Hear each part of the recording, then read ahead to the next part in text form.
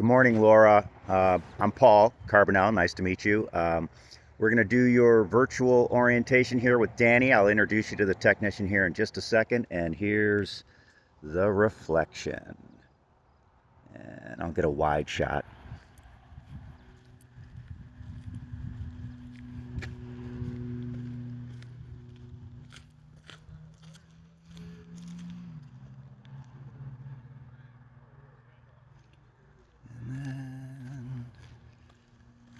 And this is our technician here today. Danny's going to be walking us through your unit.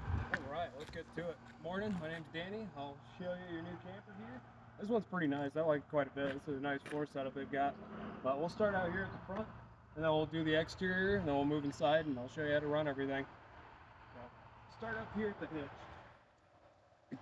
So this guy has a fifth wheel hitch. I don't know how often you're going to be moving this thing around, but we'll go through it anyways. This is a pretty typical fifth wheel hitch. I don't know as much as I'd like to about these, but I know a lot of them work pretty similarly to each other. This guy here is going to be your breakaway box when you go to hook up. This is going to be like your last resort in case something does happen and it becomes detached from your tow vehicle. This little pin's going to get pulled out of this box. It's going to activate the brakes on the camper. It'll slow this thing down. Inside of here is your 7-round connector. This is what's going to run your lights and your brakes on the camper when you're towing it. That's pretty much it for the hitch. Front compartment here, you got both your batteries right here. That guy up there is your solar charge controller, and it's all set up and ready to go for you. The compartment lights inside this guy, there's two different settings on it. So right now it's on the motion activated setting. So whenever you walk by, this guy's going to come on. There's also the off, and then there's just on all the time. So up is on all the time, center is off, down is the motion detect. And then also inside here you can see your leveling jacks, but this is really just a storage compartment. It's a good spot to put any of your stuff for towing and any other tools you got that you might have. Then moving along to the side here. Inside here is your propane tank. One of them at least. You've got one on the other side in the same compartment. Right here is your propane regulator.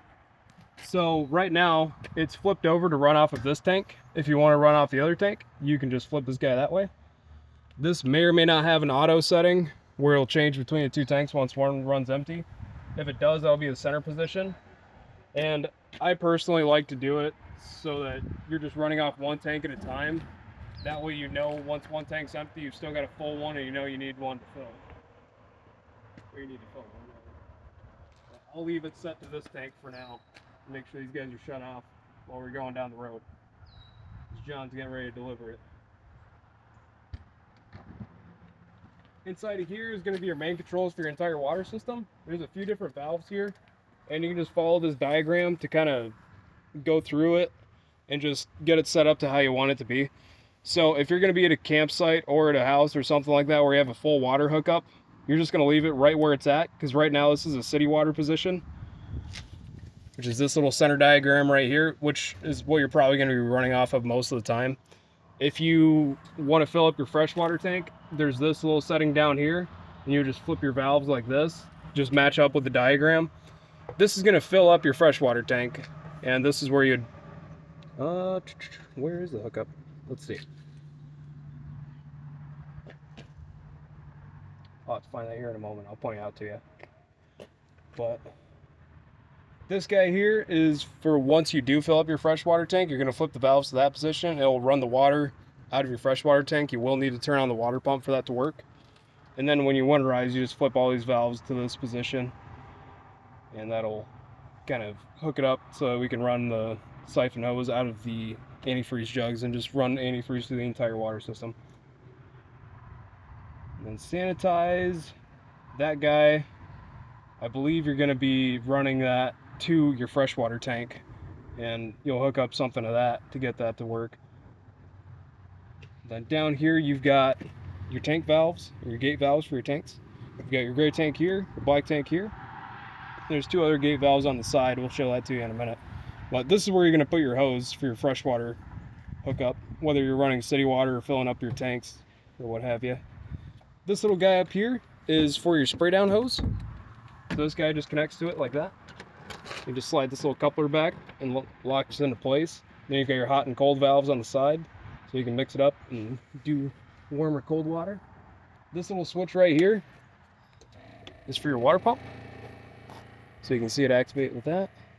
And you can kind of hear it running when it's working to pressurize the system. Once it does pressurize the system, it'll just shut itself off so it's not running all the time. And then if you happen to have any of your coax hookups for cable and satellite, that's going to be where these guys are at. And then that'll just feed in the signal to the TV inside the living room. Then your leveling system is right over here on this side. So it's this pad here. I'll power it up. And for the most part, if you're not moving this thing very much, what you're going to be doing for the most part is whenever it gets dropped off to wherever you're at, you're just going to hit this auto level button. And it's going to go through and it'll give you a couple of messages about what it's doing. So right now what it's going to do, it's going to send all the jacks until they touch the ground. And then it'll go through and actually level the camper out. When you're doing this, it's best practice just to stay out of the camper and let it settle itself. That way it can just know where it's at as far as level goes. And this process takes a couple of minutes, so we'll come back to this here in a little while. But you can watch it do its thing. It's going to send down the 2 jacks all the way in the back. It'll send down the 2 in the front if they're not already all the way down. And it's just going to go through and it'll shift it side to side and front to back just to get it nice and level. This guy right here, this is going to be your tank dump. So to do this, you'll pop this cap right off of here, hook up your sewer hose to that, and then this gate valve is just going to control this piece of the pipe right here. And then the other 2 valves that I showed you in the compartment back there, that's going to actually open it up from the tank and it'll dump it all through this. And I always recommend people dump the black tank first and then the gray tank. That way the gray tank can kind of flush out everything from the black tank. But this one does also have a black tank flush on it.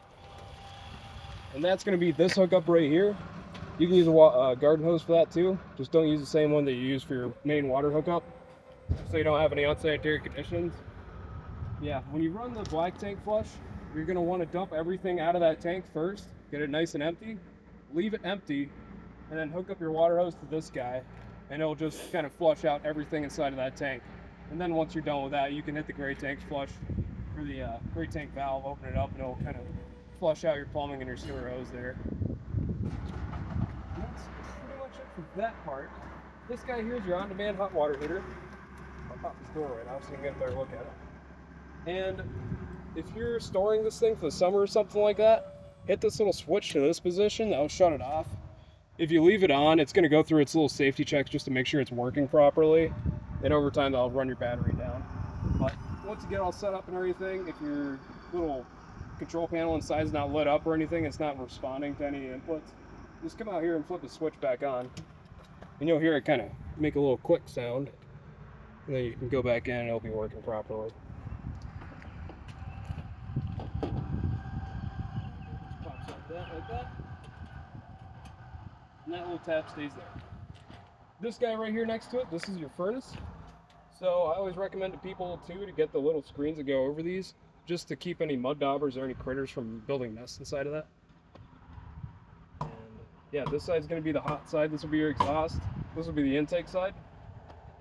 So just don't stand too close to either of these guys when they're running, 'cause they get pretty hot and they will burn you. We'll continue on down this side. See, Paul's showing you his slide out toppers. Those guys are really nice. They keep about 90% of the stuff off the top of your slide out, and they also help keep your slide outs cooler, meaning your AC is going to work better and it'll be a bit more efficient on these hot summer days that you get up here. It's always a good idea too, though, in case you do pack this thing up and you're taking it somewhere, just take a look underneath that awning and see if there's any leaves or any buildup inside there. And if there are, you can just take a leaf blower and just blow all the stuff off of that. If you don't, it's going to go through the slide out seals and it will go inside your camper. So just to keep the inside of your camper clean and just to keep those slide out seals from getting damaged by anything, just keep the tops of those cleaned out. But anything on top of the awning itself, it'll just roll right off when you pack it up. And then slide out seals, it's always a good idea to keep an eye on these guys. So these are all in good shape. You're mainly looking for any tears or to see if they're falling off the side of the camper. And yeah, just keep an eye on these guys. What I like to do is I like to bring all the slide outs about halfway out, and then I'll check the seals on the inside and the outside, and I'll just do a walk around, just check all of them over. You're gonna check your sides, then your top and your bottom. And if you see one of your seals is kind of not sitting totally flat, it might look kind of something like that. That's not going to hurt anything. It drives my OCD a little bit crazy to see them like that, but that's not going to hurt anything. You're just looking for any tears or to see if it's coming off the side of the camper. Then keep going on down this way. Your other gate valve for your other gray tank is right here. That's this gray handle. And all of your wastewater is going to be coming out of this guy. So you can open up your black tank first, dump all that out, flush it, and then you can hit your gate valve for your gray tank inside the compartment there, and then you can open up this one as well and dump everything out of there. There is one more gate valve down here underneath this slide out. And this one's going to be for your freshwater tank. There's a white handle right here. And I believe this unit holds about 40 gallons of fresh water. But this gate valve here, if you're hauling it somewhere and you don't want to carry the fresh water with you, you just pop it open like that and you can drain all your fresh water out of there. That way you're not hauling around extra weight. And then when you do go to fill up your freshwater tank, once it's full, there's gonna be a bit of water coming out of these vents once that tank is filled up.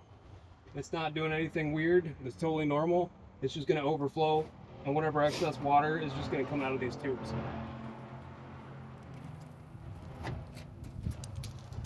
that's pretty much it for this side. In case the slide out doesn't want to close at any point, or if your battery's dead or something like that, if you come over here, there is a manual crank. It's a little bit hard to see from where Paul's at, but this little guy right here that I got my finger on, you're gonna crank on that guy and that'll help draw the slide out in. It's not the easiest thing in the world to do, but in case you're in a situation where it doesn't want to close, or if your battery's dead and you have to close it up, that's what you're looking for. And there's one on the other side as well. This guy here is a storage tube for your sewer hose. So you just pop that little lever there, and they've already got one in here for you, which is really nice. And then when you're done, drain all your tanks out, fold it back up, and stick it in there. Right. Continue on towards the back. This guy here is your 50 amp short cord. And this cord does come with a camper. It looks like it's about 25 or 30 feet long. If you don't have a 50 amp connection at your house or wherever you're hooking up at, we do have adapters as well. I can adapt from a 50 amp to a 30 amp connection, and we can even adapt down from a 30 amp to a standard outlet. The big thing to keep in mind when you're adapting to a smaller size is just that you're not going to be able to run all of the appliances inside the camper at the same time. You'll probably pop the breaker on whatever you're hooked up to for the power. For the most part, you'll be able to run most of your appliances if you do adapt down to like a 30 amp connection. You just won't be able to run every single thing. Aside from that, this is another 2-inch receiver here. I'm not exactly sure what the Michigan state law is on hauling a trailer behind this. I know once you get to a certain length, you pretty much have to have a CDL. But this is a great option for bike racks or anything else. It's a little bit smaller, it kind of tucks up to the back of this. And then if you do end up going with another trailer to hook up behind this guy, you have a 4-way connector here to run all the lights on that trailer. Then you got a ladder, you can go up on the roof and check stuff out. If you do bring it to us to winterize it, then we will always go up there and just check over all of your sealants and everything up there and look over the roof, make sure there's no damage, anything up there. And it's just a part of an inspection thing that we do when we do the de-winterizing. Got another slide out top of here. Same deal as the other side, just make sure there's nothing on top of the slide out when you go to bring it back in. Otherwise it's going to end up in your living room. And just keep an eye on these seals whenever you're opening this thing up for the year and whatnot. Um, on this slide out, you've got the same sort of deal as the other one. So, again, if you're ever in a situation where you have to draw this thing in, but you don't have power or it doesn't want to go in for whatever reason, you can use that guy. That's kind of just a manual crank for that. Then right here, where my hand's at, this is what you use to drop your spare tire down. And your spare tire is just right there. In case you have any issues on the road and you need to swap out a tire, that's what you're looking for. I'll drop it right on down. And that's pretty much it for underneath that slide out. Keep on going down. Stairs, in case you're not familiar with these are very easy. They just fold up like so. Okay, you just got the little lever right here, and you pull that back, you fold it up against the wall for your doorway, and it'll lock it in place. And then you can close your door and you'll be ready to move. When you bring it back down, kind of just the opposite here. Pull your stairs out, bring it down. And these pins right here is how you adjust the feet. So you just slide them up and down like that. Then once you got it where you want it, just stick the pin back through it. The big thing you're looking for when you bring the stairs out is just make sure that this plate on the stairs and the sill plate on your doorway is level. Just make sure they're flush with each other. And once you got that set up, these stairs are super solid. They're not bouncy like the old styles where you have to pull them out and fuss with them, all that fun stuff. These work really well. Your awning, so I'm standing under right now. When you go to bring this guy out, this black piece of fabric is what you're looking for. Once you extend it and you see this guy drop down, it's time to stop extending it because it will roll itself up backwards and keep that button held down. Yeah, you're just looking for either that black piece of fabric or sometimes it'll stick to the rest of it, and you're just looking for the bare aluminum roll. Not the end of the world if you do start to roll it up backwards, just don't roll it all the way up backwards because you will hurt that awning. And then if you're in a situation where you've got some rain coming down but it's not super crazy and windy, you can pitch this awning to the left and right side, and that's just this little bar right here. You can fold it down just like that, and that'll tilt the entire awning either to the right or to the left. And when you're going to roll this guy back up, you don't have to do anything with this bar. It'll straighten itself back out when it retracts. Then over here you got your outside kitchen. You got a pre-seasoned griddle all ready to go for you, courtesy of the previous owner. Then to run the grill, you've got your LP hose right here. I'm just going to drop it through this one.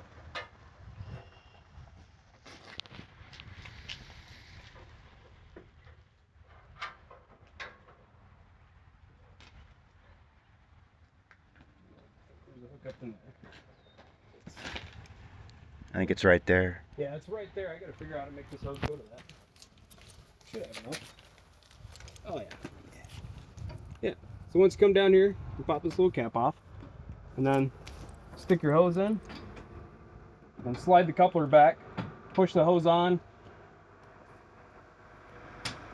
lock the hose in place, and then this little valve right here, you just pull it forward, and that'll allow propane to flow through that guy, and you can start up your griddle and start cooking.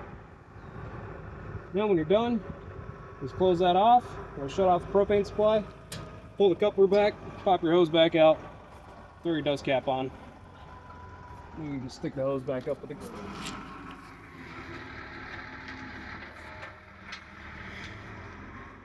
There should be a couple levers on here, but maybe not.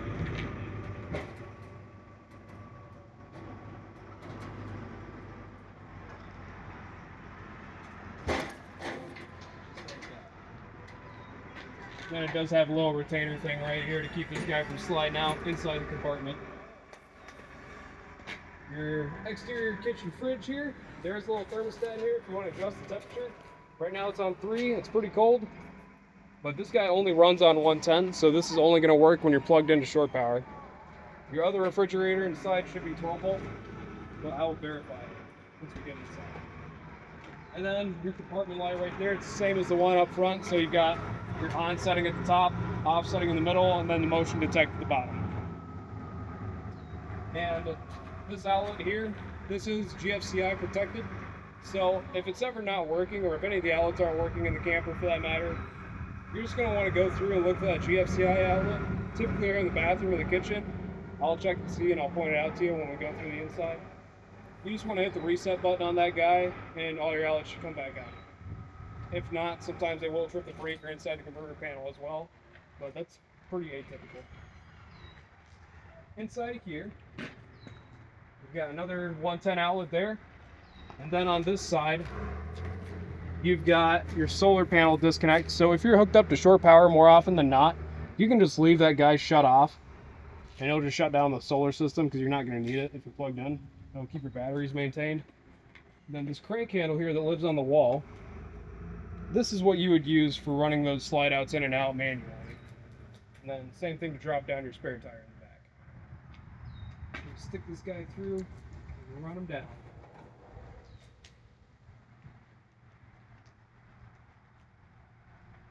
This little keeper's kind of stiff. Come on.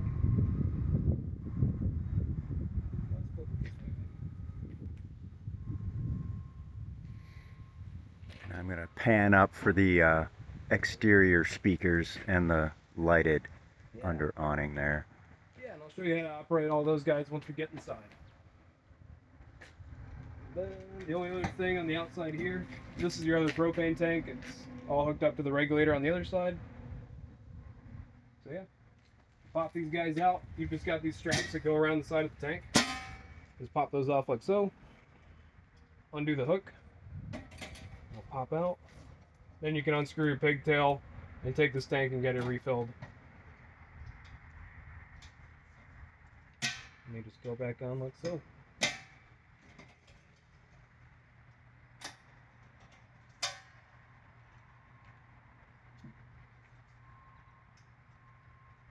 It can be a little tricky sometimes. You gotta motivate them a little.